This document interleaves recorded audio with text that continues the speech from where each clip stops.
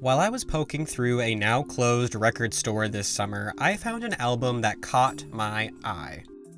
A Theater Guild production of Tom Sawyer, a musical version by Frank Luther, originally presented on the United States Steel Hour. I thought I knew about all the Tom Sawyer and extended universe musical adaptations, Big River, Tom Sawyer, Huckleberry Finn, etc., until I found this one. Intrigued, I purchased it and took it home and listened.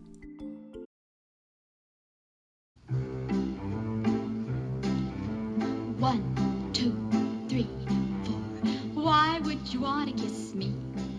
I've lived here all my life in this little old sleepy old river town way out west. And quite pleasantly, there were some bangers in there, some really well-written pieces of music that captured the mood of a town on the banks of the Mississippi River. Sleepy old river town way out west. Two, three. What puzzled me most of all, though, was the originally presented on the United States Steel Hour. I knew what that was. A television program that produced live, dramatic, hour-long presentations on a bi-weekly basis, often to 10 millions of viewers. My own viewing of the show was and is scarce, but I figured a show as popular as that would at least have some kind of preservation in place to allow viewers in 2024 to take a glimpse into the past. And while, yes, some of their shows do survive in their entirety, there are just as many, if not more, episodes that exist only in snippets, or worse, are not recorded anywhere, as is the case for Tom Sawyer. Outside of publicity pictures and this record, not many materials can be found of this near-lost production. But the journey I went on found a lot more than I had initially thought extant. In this video, I will trace Tom Sawyer's existence as it came to be written, broadcast, and subsequently adapted for the stage. What exists, what doesn't, and what other properties seemingly came down with it.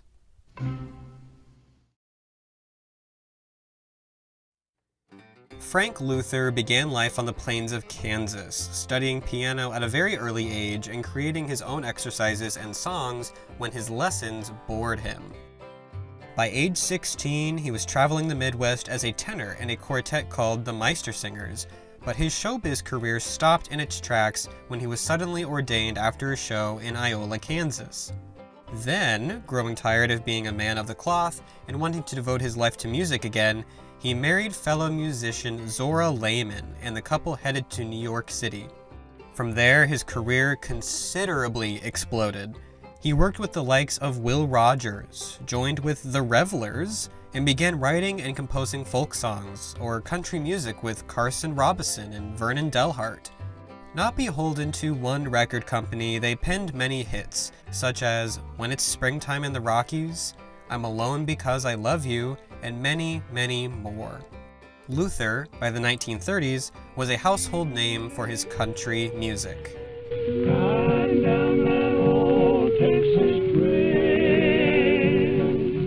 But Luther's fame with his folk music is not where his true passions were. Early in his career, for Victor Recording, he'd pressed records for children, such as Mother Goose songs and nursery rhymes. Very creative. Upon learning child psychologists had used his recordings to calm children who feared the dark, he devoted his talents to being the children's album guy. Signing with Decca, he recorded A.A. Milne's Winnie the Pooh, Babar songs and stories based on Jean de Bruntoff's Babar books, and re-recordings of Disney's Snow White. He would spend the rest of his recording days with Decca, even climbing their ranks to become an executive in their children's, educational, and religious recordings division. His passion for music, his country roots, and affinity for children's media culminated when he began writing an album based on Mark Twain's Tom Sawyer. Finding he had written enough material for a full-fledged musical, he connected the songs with dialogue pulled from and adapted from the novel and headed for Broadway. He was, unfortunately, unable to sell the show to producers in New York, but was approached by executives of the United States Steel Hour to pare the show down to 1 hour for broadcast in 1956. Luther obliged, and casting began. The Adventures of Tom Sawyer by Mark Twain follows the adventures of the titular Tom Sawyer and the colorful cast of characters he surrounds himself with in the town of St. Petersburg, Missouri. It's a coming-of-age tale where Tom kids around with his friend Huckleberry Finn, falls in love with the incorrigible yet sweet Becky Thatcher, wrestles with his faith, and even becomes a witness to a murder while playing a game of pirates. Originally a financial failure upon release, its reputation bounced back within Twain's lifetime, and the novel is considered one of the greatest of American fiction, rife for adaptation from the earliest days of moving pictures. 4 documented productions predate our subject, from 1917, 1930, 1936, and 1938. All faithful, but none musical. Luther's approach to the material, adding songs, was inspired by a rereading of the source material. According to the Boston Globe, Luther said, "Whenever an incident or character gave me an idea for a song, I'd write the music and words. By the time I'd reached the end of the book, I found I had written 32 songs." With a full score to accompany the novel's most iconic moments, Tom being forced to whitewash Aunt Polly's fence, Tom taking the fall for Becky after tearing her school book, the boys playing pirates and discovering a murder, Luther and his casting team settled on John Sharpe to play Tom, who, at the time, was starring in that year's musical smash, The Most Happy Fella. His castmates included Bennye Gatteys as Becky Thatcher, Rose Bampton as Aunt Polly, Matt Maddox as Injun Joe, Clarence Cooper as Jim in this version of events serving as the narrator, and Jimmy Boyd as Huckleberry Finn, who you'd probably know vocally, but not visually. Boyd was the first vocalist for the standard Christmas song I Saw Mommy Kissing Santa Claus, and was perhaps the most well-known in this production. An hour long, the presentation originally aired on November 21st, 1956, with plenty of publicity to accompany it.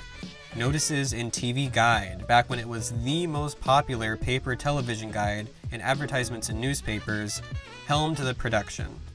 This charming one, with the S in Sawyer typed backwards, was perhaps most indicative of reviews later to come. These promotional stills, seemingly shot on the set, give us the most quote-unquote extensive look at what the program looked like. Tom and Huck, smoking corncob pipes together, are chastised by Becky for doing so. Behind them, we can see branches hanging around them, giving the implication of a forest setting. Unfortunately, this is the only glimpse of the set we have aside from our extant reviews. Maybe. Variety wrote, "Much of the story was told in choreographic pantomime routines that were imaginatively staged against suggestive backgrounds designed by Thomas Hart Benton." This is the work of Thomas Hart Benton, himself from Missouri, who, in 1939, had been chosen as an illustrator for an anniversary limited edition of Tom Sawyer. His illustrations and recent connection to the book no doubt got him the job of scenic designer. Given the aesthetic of his work, it is my speculation the background of the record, staged behind Tom, Becky, and Huck, is a Benton design and was possibly used for the broadcast, giving us another, more comprehensive understanding of what the design might have looked like. Oh, it ain't every day a boy gets a chance to splash whitewash on a big board fence, and that lucky boy is me. The presentation on the United States Steel Hour was met with rave reviews. Variety called it a captivating musical stanza. Walter Heyer of Knickerbocker News hailed the show as a television gem, an operetta in concept, pure entertainment in execution. Henry Mitchell of the Commercial Appeal hailed the show for treating Mark Twain's text with unusual respect, approaching it with neither as a sacred cow nor as a mere peg for some new tunes. Tom caught the general magic of the story quite well, and the use of an offstage chorus was effective. The classic scenes of the story were beautifully done, and Alfred Hitchcock himself might have been proud of the graveyard. Apart from the positivity of the overall production, praise also came for the cast as well, particularly Sharpe as Tom Sawyer. From Variety, Sharpe had played Tom with a convincing boyishness and was excellent in a couple of vocal duets with Bennye Gatteys as Becky on What Do You Kiss For and Please Make Up. David Newton rallied Sharpe for creating television excitement in the title role. The reception was rave, the performers gave it their all. Luther had written a 1-hour operetta that entertained and paid reverence to its source material. All the elements had come together to create lightning in a bottle. I've had a lot of fun just loafing in the sun. Now all the whitewashing's done. Work's what you gotta do. Fun's what you wanna do. I turn work into fun. And then, that's how to get things done. Everyone went back to what they were doing before. And it really was that simple. One week the show aired, the next week it was gone. There was no home recording in 1956, so the only hope of the preservation of the show was either through a kinetoscope recording from the United States Steel Hour or a soundtrack. And, well, you saw the beginning of the video.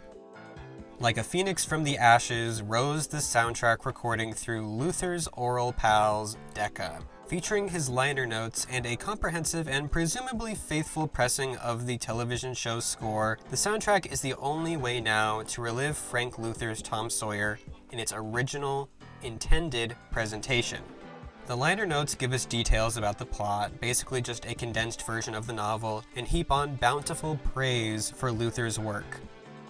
In this musical version, complete with gay, not that gay, rhymes and captivating tunes, a great native saga is given fresh significance and new dimensions.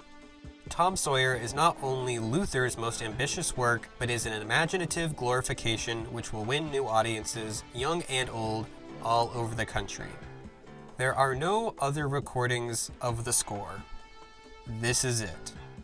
I was lucky to find this in a record store that is now closed, and the score, at least for a while, was available on Apple Music, but it is nowhere else to be found now. But then, less than 2 years after the broadcast, Frank Luther's Tom Sawyer was resurrected.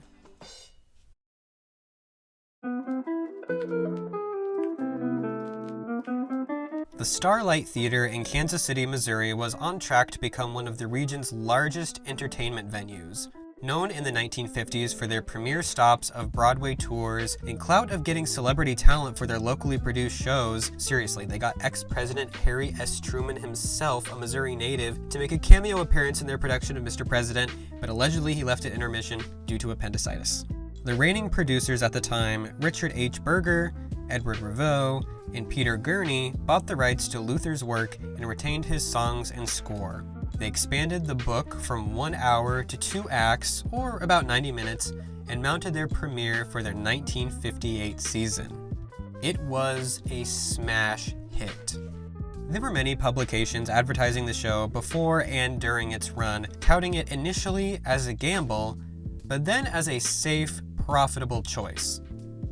The St. Louis Dispatch reported on July 22, 1958, that the atmosphere of the theatrical world in Kansas City was, to put it mildly, tense. Ulcers so often go with originality.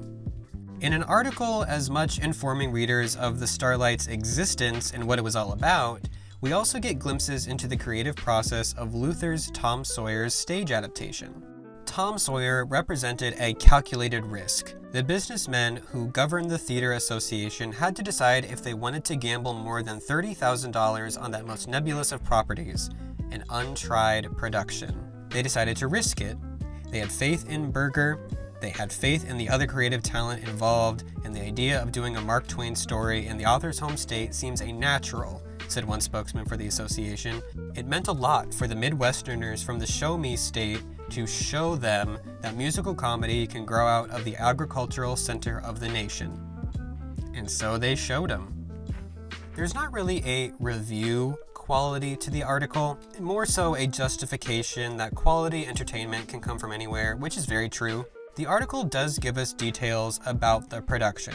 like the cast. Virginia Gibson was cast as Becky Thatcher, Randy Sparks as Tom Sawyer, and Richard France as Huckleberry Finn. The article is brief, otherwise, on what the production was like. Another article, featuring these stills taken of the musical in action, gives us another detail, an actual criticism, though it strains credulity to see Tom's palpitations over a girl at the same time he is playing pirate. Which, yeah, fair. The pictures in the article give us a look into what the show looks like. Here we see Tom whitewashing the fence, notably with the paintbrush in between his toes. We also have 2 pictures of Tom and Becky dancing and courting one another.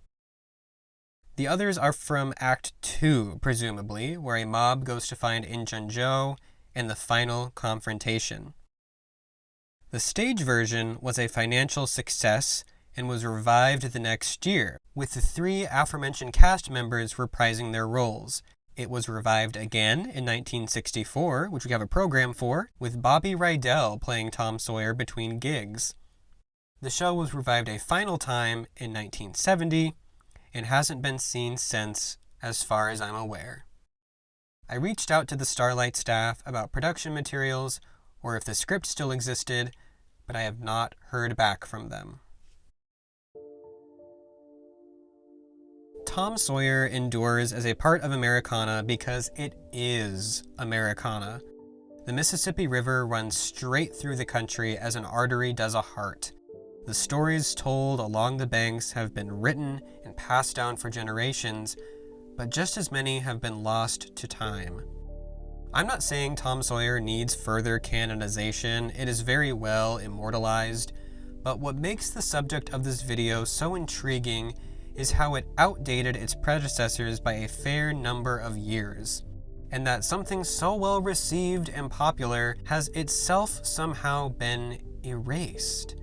New, fresh takes on older properties are a dime a dozen now, but in 1956, setting a classic story to music was unexpected and fun, and all the better that it was well received. Odd, too, is the work's transition from television, a medium thought of as lesser in the 1950s, to stage, the pinnacle of class and taste. The television presentation would further spark Luther to write songs for an adaptation of Tom Sawyer's sequel, Adventures of Huckleberry Finn, only a year later, also for the United States Steel Hour. The show would star Basil Rathbone, Florence Henderson, and a reprisal of Jimmy Boyd as Huckleberry Finn. This version has also been lost to time, without even a vinyl record to show for it. The preservation of culturally significant artifacts is evolving, and the way these artifacts are preserved, we are becoming more aware of. But, as we know, these artifacts can be found anywhere, at any time, and by anybody. What discoveries lie beneath a seemingly innocuous purchase from an obscure record store in the Midwest? That is the beauty of lost media. Better still, if things like Tom Sawyer 1956 were still around to be viewed. But, perhaps, all the better for this story is that it doesn't. In this little old sleepy old river town way out west, 2, 3, 4. In this little old sleepy old river town way out west.